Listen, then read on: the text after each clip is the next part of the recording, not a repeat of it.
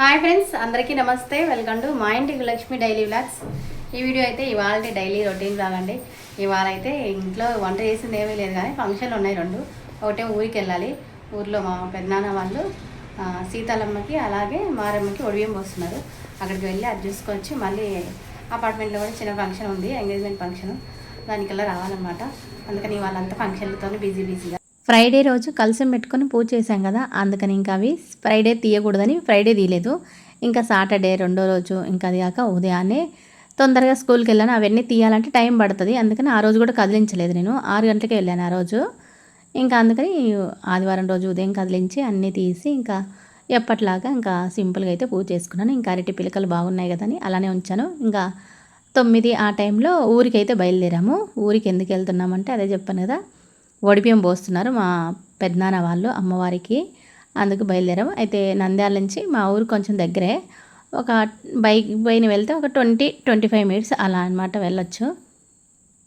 ఇంకా వెళ్తుంటే సాయిబాబా టెంపుల్ అయితే వస్తుంది. ఇంక ఇక్కడైతే దేవగుంట్ల దగ్గర, దేవగుంట్లలో నేను 10th క్లాస్ వరకు ఇక్కడ చదివాను. 8th నుంచి ఇక్కడ వచ్చేది మా స్కూల్ అనమాట. ఇప్పుడు చెట్లన్నీ ఉన్నాయి, స్కూల్ అయితే కనిపించలేదు, కానీ బోర్డు అయితే కనిపించింది, జిల్లా పరిషత్ ఉన్నత పాఠశాలని. నేనంతా కూడా ప్రైవేట్ స్కూల్ ఏం చదవలేదు, అంతా 10th క్లాస్ వరకు అంతా గవర్నమెంట్ స్కూల్లో తెలుగు మీడియంలో చదివిన దాన్నే. ఇంకా ఏ ఊరని ఎప్పుడూ అడుగుతుంటారు ఎవరో ఒకరు, నేను ఊరు చెప్పడం మర్చిపోతూ ఉంటాను. ఊరైతే నంద్యాలకి దగ్గరలో నెహ్రూ నగర్ అని ఉంటుందండి, అదే మా విలేజ్. ఇంకా దారి పొడుగుతా పోతుంటే చెట్లు బాగుంటాయి. ఇంతకుముందు మేము మా ఊరు నుంచి దేవగుంట్ల అన్నా కదా, దేవగుంట్లకి దాదాపు 5 కిలోమీటర్లు ఉంటుంది. అక్కడికి రోజు సైకిల్తో వచ్చేవాళ్ళం. 8th 9th 10th చదవాలంటే మా ఊర్లో అప్పుడు 7th వరకే ఉండేది. 8th 9th 10th చదవటానికి దేవగుంట్ల రావాలి. సైకిల్లో వచ్చేవాళ్ళం అందరం, ఆడపిల్లలు మగపిల్లలు అందరూ కలిసి సైకిల్లో వచ్చేవాళ్ళం. మా బ్యాచ్లో దాదాపు ఆడపిల్లలు ఎక్కువ, 9-10 మంది ఉండేవాళ్ళం. అందరూ కూడా సైకిల్లో వచ్చేవాళ్ళము. గాలికి ఈవినింగ్ ఇంటికి వెళ్ళేటప్పుడు ఎదురు గాలికి భలే అసలు కష్టంగా ఉండేది. అయినప్పుడే అట్లా వర్షం పడ్డా ఏం పడ్డా పోయేవాళ్ళం అనమాట. ఇంకా వీడికి వచ్చేసాను అనమాట మా పెద్దనాన్న వాళ్ళ ఇంటికి. నేను వచ్చేసరికి అన్నీ రెడీగా పెట్టేశారు. అంటే 9-10కి ఆ టైం అవుతుందిలే ఒడిబియ్యం పోసేలోపు అన్నారు. ఇంకా అందుకని ఆ టైంకల్లా మేము వెళ్ళాము. ఇద్దరు అమ్మవార్లకి, ఒకటి బొడ్రాయి అంటారు లేదా సీతాలమ్మ అంటారు కదా, సీతాలమ్మ, ఇంకోటి మారమ్మ అనమాట. అమ్మవార్లకంటే ఇంకా తెలిసిందే కదా, నిమ్మకాయలు పూలదండలు ఇవన్నీ ఖచ్చితంగా ఉండాల్సిందే. నైవేద్యాలు చేసి చక్కబెట్టారు. ఇంకా అత్త వరుస వాళ్ళు గంధం పోస్తున్నారన్నమాట. మా అన్నయ్య కూడా టీచర్, గవర్నమెంట్ టీచరు. తనకి 2005లో ఏమో వచ్చింది. విలేజ్లో ఏమన్నా ఫంక్షన్లు జరిగితే భలే సందడిగా ఉంటుందండి. పసుపు పూసుకోవటం అత్త వరుసయ్య వాళ్ళు, అలాగే వదిన మరదళ్ళయ్యే వరుసయ్య వాళ్ళు పసుపు గంధం ఇలా పూసుకోవటం భలే ఉంటుంది. పెళ్ళిళ్ళల్లో కూడా పసుపు పూసి అలసిపోతూ ఉంటారు. ఇంకా అందరూ అన్నీ తీసుకొని బయలుదేరుతున్నాం అనమాట. ఇంకా ఇంటికి పక్కనే అమ్మవారు, సీతాలమ్మవారు. ఇంకా మారమ్మ అయితే ఊరి చివరిన ఉంటారు. మా ఊర్లో రామాలయము, శివాలయము, బ్రహ్మంగారి గుడి, మారమ్మ, అలాగే సీతాలమ్మ, ఇంకా రావి చెట్టు అని అలా ఉన్నాయన్నమాట. అవి మెయిన్గా టెంపుల్స్ అంటే. ఊర్లో అందరూ కూడా ఇంతకుముందు ఒక వీడియోలో చెప్పాను కదా, అందరూ కూడా బీరకాయ చిక్కులాగా అందరూ బంధువులు అనమాట. ఒక ఇంటికి అందరూ కూడా ఒకటే క్యాస్ట్ వాళ్ళే, ఒకటే ఇంకా అనమాట. రైతులు అందరూ కూడా రైతులు ఎక్కువగా మా ఊర్లో ఉండేది. ఊరు కూడా చాలా బాగుంటుంది, పచ్చగా చెట్లు, ఎవరింటి దగ్గర చూసినా పూల చెట్లు, అలా చెట్లు అయితే బాగుంటాయి. ఇంక ఇంటి పక్కనే కదా, వెంటనే వచ్చేసాం అనమాట. ఇంట్లోంచి బయలుదేరి అందరూ. ఇంకా సీతాలమ్మ అంటే బొడ్రాయి అంటారు కదా ఊర్లలో, బొడ్రాయి అంటారు, సీతాలమ్మ అంటారు. ఈ శ్రావణ మాసంలో సీతాలమ్మకి అలాగే మారమ్మకి ప్రతిరోజు అంటే అదే ప్రతి శనివారం కాదు, మంగళవారము, శుక్రవారం, ఆదివారం ఎవరో ఒకరు శ్రావణ మాసం అంతా కూడా ఒడిబియ్యం పోస్తూనే ఉంటారు. అంటే మొక్కుబడి ఉంటుంది కదా, మనం ఏదన్నా అనుకొని పలానేది జరిగితే అమ్మవారికి ఒడిబియ్యం పోస్తాను, అమ్మవారికి చేస్తానని మొక్కుంటారు కదా, అలా అనమాట. మొక్కుని అలా చేస్తుంటారు. ముగ్గు కూడా చక్కగా మళ్ళీ వేశారండి. ఎవరు వేశారో నేను అడగలేదు, కానీ ముగ్గు వేశారు. ఇంకా తర్వాత అమ్మవార్లకి చీరలు పెట్టాలి కదా. ఒడిబియ్యం అంటే 2 చీరలు, ఒకటి కడతారు, ఒకటి అమ్మవారి పైన ఇంకోటి పెడతారు. 2 చీరలు 3 బ్లౌజులు అట్లా 5 అయ్యేలాగా అలా పెడతారు. ఇంకా ఒడిబియ్యం అంటే అందరికీ తెలిసిందే కదా. మా విలేజ్లో ఏమంటే మాకు ఆడపిల్లలకి కూడా 3 ఏళ్ళకి ఒకసారి 5 ఏళ్ళకి ఒకసారి ఒడిబియ్యం పోస్తారు. కొన్ని ప్లేస్లలో ఏంటంటే మ్యారేజ్ అప్పుడు పోస్తారు, ఇంకా తర్వాత ఒడిబియ్యాలు ఉండవన్నమాట. మా విలేజ్లో ఆడపిల్లలకి పోస్తుంటారు. ఏదైనా మన ఇంట్లో గృహప్రవేశం ఉన్నా, లేదంటే మ్యారేజ్ అయినా ఇంట్లో అలా ఆడపిల్లలకి ఒడిబియ్యం పోస్తారు. అట్లా అమ్మవారికి కూడా ఇంకా కొలత ప్రకారం ఎన్ని పోయాలో అలా అమ్మవార్లకు కూడా పోస్తూ ఉంటారు. అందరూ కూడా అంటే మనకి మామూలుగా ఆడపిల్లలకి పెట్టేటప్పుడు 5 మంది, 9 మంది, 11 మంది పెట్టాలని లెక్క ఉంటుంది. ఇట్లా అమ్మవారికి అయితే అట్లా లెక్కేం లే. ఎంతమంది మనం పిలుచుకుంటామో బంధువులు అందరూ పెడతారు. అందరూ కూడా మనం కూడా మనకి చేతనైనంత వరకు తాంబూలము, ఇంకా గాజులు, బ్లౌజ్ పీసు, బియ్యము అవి మనం కూడా తీసుకుపోయి అందులో పోసి పెట్టొచ్చు అనమాట అమ్మవారికి. ఇంకా అందరికి కొంచెం కొంచెం పెట్టారు. లాస్ట్కి కొంచెం ఉంటే నేను ముందు వీడియో తీసుకుంటున్నాను కదా, లాస్ట్ కొంచెం ఉన్నాయి, ఇంకా కొంచెం పెట్టాము. అందరికీ సర్ది రావాలి కదా అవి నేను కూడా తీసుకెళ్ళాను, అందులో పోసాను అనమాట. ఇంకా ఒడిబియ్యం పోసి మూట కట్టేసి అమ్మవారికి మనం మామూలుగా కట్టుకుంటాం కదా, అలాగే మిడిల్లో జారిపోకుండా దారం వేసి బాగా కడతారు. ఇంకా అమ్మవార్ల కంటే మెయిన్గా వేపాకులు ఉండాలి, నిమ్మకాయలు ఉండాలి కదా, అందుకని వేపాకు అయితే కడుతున్నాం మేము. మనకి విలేజ్లలో అయితే చక్కగా అందరూ కలుస్తారు ఇలాంటి ఏమైనా చేసుకున్నప్పుడు. అలాగే ఏమైనా పనులు కూడా అందరూ కలిసి అయితే చేస్తారండి.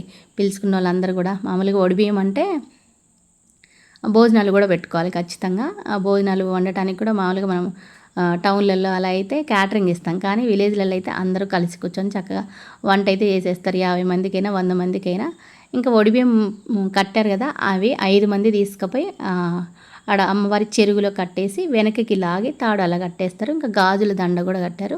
ఇంకా అన్నీ కట్టి తర్వాత టెంకాయ కొట్టి హారతి ఇచ్చి ఇంకా వెళ్ళిన వాళ్ళు మనం టెంకాయలు తీసుకెళ్తాం కదా, అవన్నీ కూడా కట్టి తర్వాత దండం పెట్టుకొని ఇంకా ఇంటైలోనే అయిపోయింది. దాదాపుగా 12కి ఇక్కడ అయిపోయింది. ఇక్కడ ఇంకా మారమ్మ దగ్గర కూడా 12కి వెళ్ళా 2 చోట్ల అమ్మవార్లకి ఒడిబియ్యం అయితే పోస్తారు. ఇంకా అమ్మవారికి నైవేద్యం, మహా నైవేద్యం పెడతారు కదా, వండిన వాటిల్లోంచి తీసి ఎక్కువ పెడతారు. అమ్మవారికి ఎక్కువగా కూడా మెయిన్గా పులగం అలా చేస్తారు కదా, అన్ని రకాలు చేశారు. పాయసము, పెరుగన్నము, పులిహోర, పప్పు చారు, వంకాయ కర్రీ, పులగం, పచ్చడి అన్నీ చేశారండి. మెయిన్గా కొంతమంది ఏమంటే ఎక్కువగా అమ్మవారికి ఒడిబియ్యం పోయకుండా మామూలుగా అమ్మవారికి ఏమైనా మొక్కుబడి చేసేటప్పుడు ఎక్కువ కూడా పెరుగన్నం పెడుతుంటారు. పెరుగన్నం పెట్టి అమ్మవారిని పూజించి టెంకాయ అలా కొట్టుకుంటుంటారు. ఉగాది అప్పుడు అలా కూడా పెరుగన్నం అలా పెట్టి అమ్మవార్లు అంటే చలవ అంటారు కదా, అందుకని మామూలుగా మనమైతే దేవుళ్ళకి పెట్టేటప్పుడు ఉల్లిపాయ వేయం, కానీ అమ్మవార్లకు పెట్టేటప్పుడు పెరుగన్నంలో కలిపి ఉల్లిపాయ నిమ్మకాయ కలిపి పెడుతూ ఉంటారు. ఇంకా అందరూ అయిపోయి దండం పెట్టుకున్న తర్వాత మేము చివరిలో దండం పెట్టుకొని ఇంకా అమ్మవారిని కూడా చక్కగా ఒకసారి అంటే మేము వెళ్ళినప్పుడే ఆడికి వెళ్తూ ఉంటాము. మామూలుగా విలేజ్ వెళ్ళినప్పుడు ఒకసారి అలా దగ్గర వెళ్తాం, కానీ ఇంక ఇలాంటివి జరిగినప్పుడు కదా మనం కూడా కలిసి దండం పెట్టుకునేది అన్నట్టు అలా వెళ్ళి దండం పెట్టుకొని మళ్ళీ ఇంకా మారమ్మ టెంపుల్ దగ్గరికి బయలుదేరాము. ఇదైతే ఊరి చివర ఉంటుంది, ప్రశాంతంగా చాలా బాగుంటుంది. ఇప్పుడు అది కాక గాలి కాలం కదా, గాలి అయితే భలే వస్తుంది.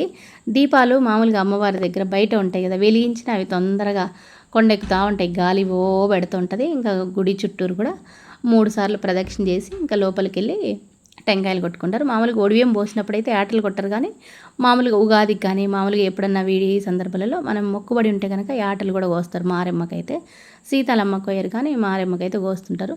ఇంకా అక్కడే సచివాలయము, ఇంకా అక్కడ గ్రామానికి సంబంధించిన వైద్యశాల అవన్నీ కూడా ఈ ఊరి చివరిన ఇట్టుంటాయి. ఒక ఊరి చివరేమో ఈ మారమ్మ టెంపుల్ ఉంటుంది, ఇంకొక ఊరి చివరిన ఇంకొక పక్కేమో శివాలయం అయితే ఉంటుంది, మధ్యలో రామాలయం అలా ఉంటుంది. ఇంకా అందరూ ప్రదక్షిణ చేసిన తర్వాత పైకి వెళ్ళి ఇక్కడైతే పూజారి ఉంటారు. సీతాలమ్మ దగ్గర అయితే పూజారి ఏమి ఉండరు కాబట్టి మనమే చీర కట్టి అన్నీ పూజించి ఒడిబియ్యం పోస్తాం. ఇక్కడ అయ్యవారు ఉంటారు కాబట్టి వాళ్ళే అమ్మవారికి చీర కడతారు.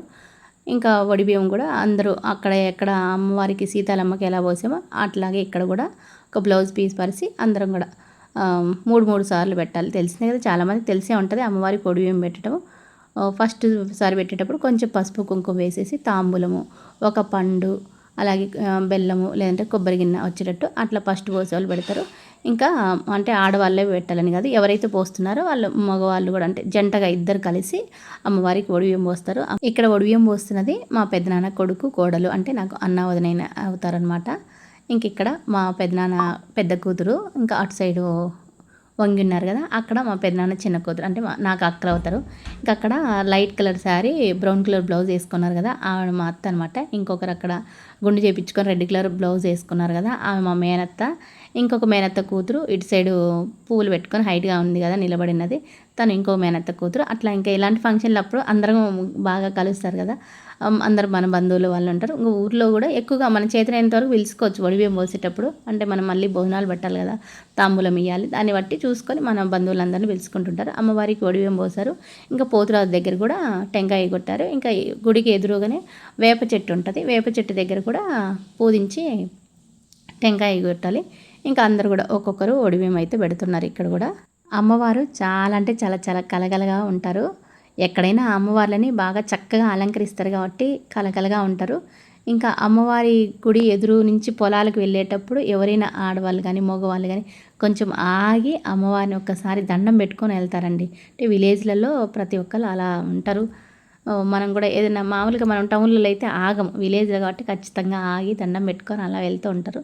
ఇంక ఇక్కడ అమ్మవారికి ఎదురుగా మారమ్మకి ఎదురుగా పోతురాజు ఉంటారు, పోతురాజు కూడా పూజించారు. ఇంక ఇవి ఏమంటే నైవేద్యం, 2 అమ్మవారికి, ఒకటి పోతురాజు దగ్గరికి, ఇంకొకటి వేప చెట్టు ఉంది కదా ఎదురుగా అక్కడ పెట్టడానికి అనమాట. ఇంకా లోపల అమ్మవారికి వడిబియ్యం అయిపోసి టెంకాయ కొట్టినాక బయట పోతురాజు దగ్గర కూడా టెంకాయ కొడుతున్నారు. ఇంకా మనం తీసుకెళ్ళిన టెంకాయలు కూడా అయ్యకిస్తే కొడతారనమాట. ఇది ఊరికి అదే ఈ గుడికి చుట్టుపక్కల సరౌండింగ్ ఇలా ఉంటుందన్నమాట.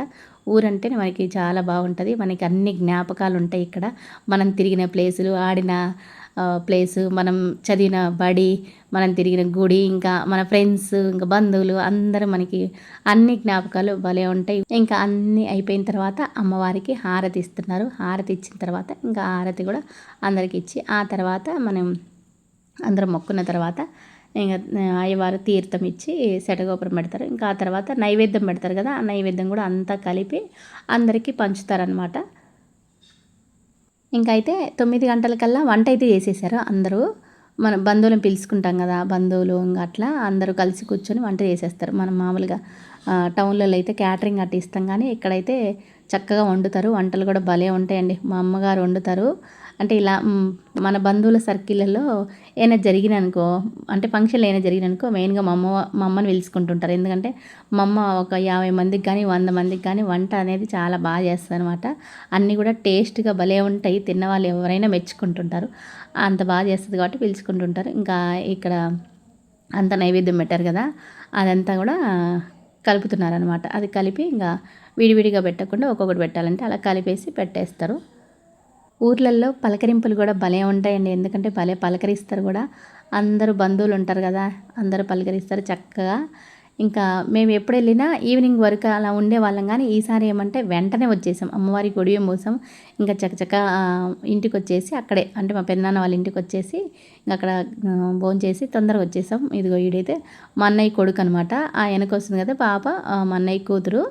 ఇంకేవాడు నీళ్ళు కొడుతుంటే నేను కొట్టరానని అట్లా చక్కగా వీడియో అయితే క్యాప్చర్ చేసిన. అలాంటివి ఇది వరకు ఊర్లలో భలే ఉండే పంపులు.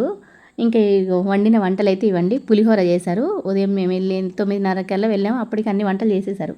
పెరుగన్నం ఇది, అన్నము, పప్పు, సాంబారు, ఇంకా పచ్చిమిరపకాయల చట్నీ, ఇంకా వంకాయ కర్రీ, పాయసము మెయిన్గా. ఇదైతే పచ్చిమిరపకాయల చట్నీ రుబ్బుతారు రోట్లో వేసి, బాగుంటుంది. ఇంకా పులగం అయితే కొద్దిగా వేసారు అమ్మవారికి నైవేద్యం గట్టని. ఇంకా మా అమ్మ ఇంకా పప్పు తాలింపు పెట్టలేదనమాట, అందుకని పప్పు తాలింపు పెడుతుంది. ఇంకా అన్నం అయితే అదండి తినేసి వచ్చేసాం. మళ్ళీ అపార్ట్మెంట్లో ఎంగేజ్మెంట్ ఫంక్షన్ ఉంటే మన వాళ్ళది అనమాట, చిన్న పాప మా ఇంటికి వస్తుంది కదా వాళ్ళ పిన్ని, అందుకని తొందరగా వచ్చేసి ఇక్కడ 12కి అన్నారు. సరేలే ఆ లోపు మనం ఊర్లో చూసుకొని రావచ్చు కదా అని ఊరెళ్ళి అలా 2 ఫంక్షన్లు ఇవాళ కవర్ చేసామన్నమాట. ఇంకా అంటే దూరం అయితే మనం ఒక ఫంక్షన్కే వెళ్ళగలంలే, అంటే లేట్ అయితే ఇంకా మా అత్త మా మామ ఉన్నారు కదా వాళ్ళు ఇక్కడ వెళ్తారులే అనుకున్నాము. ఇంకా మాకేమంటే అక్కడ తొందరగా అయిపోయింది కాబట్టి తొందరగా అక్కడ అంటే అక్కడ కూడా తినకుండా రాకూడదు కదా, అమ్మవారికి వడిబియ్యం పోసింది కదా, అందుకని కొంచెమన్నా తిని రావాలని గబగబా తినేసి వచ్చామన్నమాట. మేము ముందే నేను మా వారు ముందు కూర్చొని తిన్నాము, ఇంకా అందరూ తినలేదు.